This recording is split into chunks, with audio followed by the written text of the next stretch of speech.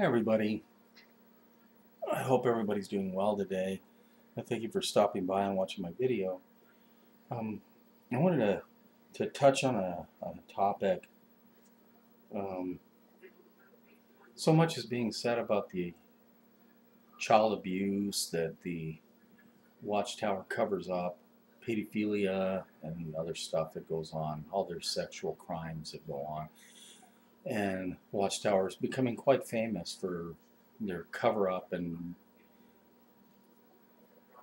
dodging of the subject, even by members of the governing body who were summoned to court to defend their policy or to at least explain their policy. And, this is something that J.W. Ferry said on one of his videos yesterday.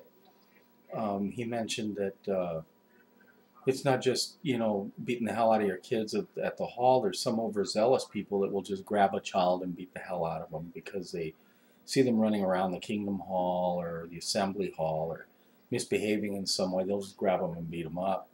And that's true. I was eyewitness to that. I wanted to talk about this particular incident. This was back at a district convention. I want to say 1982 or 1983. I don't remember specifically which year, but it was right around there. It was the year after I got baptized, I think. It may have been the second year after. I got baptized in 81. So it was either 82 or 83. And this was at in El Paso at University of Texas, El Paso Stadium. No, there was, the typical Friday thing. They had, a couple hours of the assembly starts on Friday, ends on Sunday, and Friday they would just kind of give a little brief overview and set a few rules and stuff like that. And one of the things that they said was in the past they'd have problems with children being allowed to run around loose without any kind of parental supervision. Teenagers especially out in the hallways talking, let's try and keep our kids seated next to us and listen to their diatribe.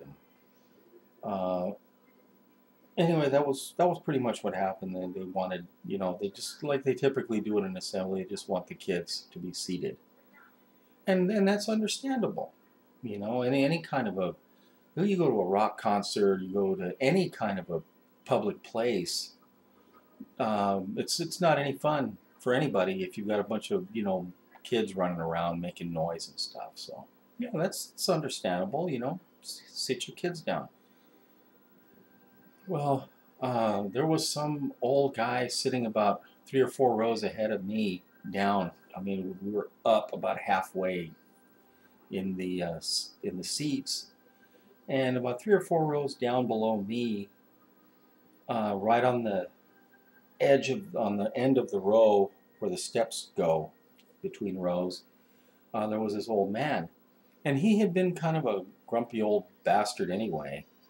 Just every time somebody would say something or whatever, he'd be like, shh, shh, ya cállate, like, yeah, shut up already, and that kind of thing. And he was just grumpy and old and all, goofy and stuff. And so there was this little boy running down the steps. And I know I could hear him running down the steps as he was coming past me. Just a little bit before me, I could hear this clack, clack, clack, clack, clack, clack, clack. And he goes past me, and he's quite the clip, he was on his way down. And he wasn't laughing, he wasn't giggling, he wasn't yelling, he was just getting down there quickly. And then a couple of seconds later, I saw his father going down. They were on their way somewhere. And all of a sudden, that old man, I guess he heard the kid coming, and he stopped him. He just about clotheslined him, and he knocked the kid down, and he grabbed him, and he started slapping him.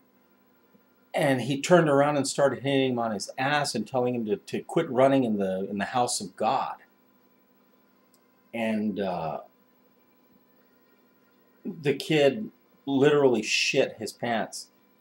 Apparently the kid was on his way to the bathroom to avoid pooping in his pants. He was, I guess, about 8 or 9 years old. He wasn't too young, but he wasn't a big person either.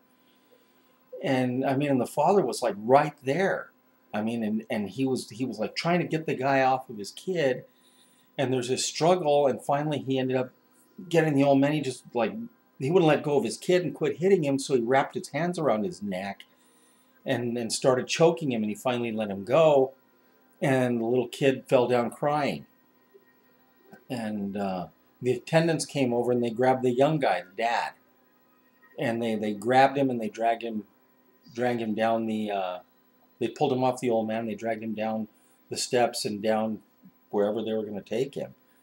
And the poor little Jake-legged kid, I mean, he had crap running down his pants. There was a pile of crap under where his feet had been. I mean, it was a big mess, on account of this old man, who just took it upon himself to protect Jehovah's house from wayward children or whatever. And that was on Saturday, and the next day, Sunday, right after the keynote address from the Bethelite that had shown up down there to give the talk, they gave a kind of a special needs thing, and they said that it had created quite a row. I mean, a lot of people had actually seen what happened, and they were outraged at what this old man had done, and it was creating quite a problem, and apparently they felt like they needed to address it, so they made a little talk and said that whenever a situation arises at an assembly or a kingdom hall, we have to wait on Jehovah. He has his elders and his attendants there to maintain order and theocratic rule. Wherever Jehovah's house is, that's what the rule is. And don't question what the elders say or do, and don't question the attendants, just obey them. And I was really outraged.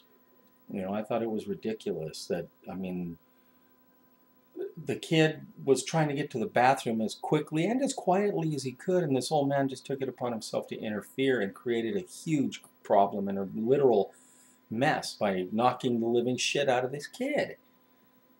And all they can say is, obey the elders and obey. This old man, as far as I know, wasn't an elder. He was just seated. And he certainly wasn't an attendant. He can, act like that and literally perpetrate an assault on a small child, on a minor human being. Beat the hell out of him. Make him crap in his pants. And then he apparently got away scot-free. I never saw the attendants come back and drag him down to talk to him. It was really quite the ridiculous thing. And I just wanted to share that experience because it's still, I mean, when Fairy Tale brought that up, yeah, I remember that kind of thing happening. It was, I mean, in my time as a witness since, 68, watching things as a child happen, I saw a lot of abuse perpetrated on kids at the Kingdom Hall or at the assembly halls. But anyway, I just wanted to share that with you. Y'all have a good weekend. Weekend's over. Have a great week, and I hope you're all doing well. Bye-bye.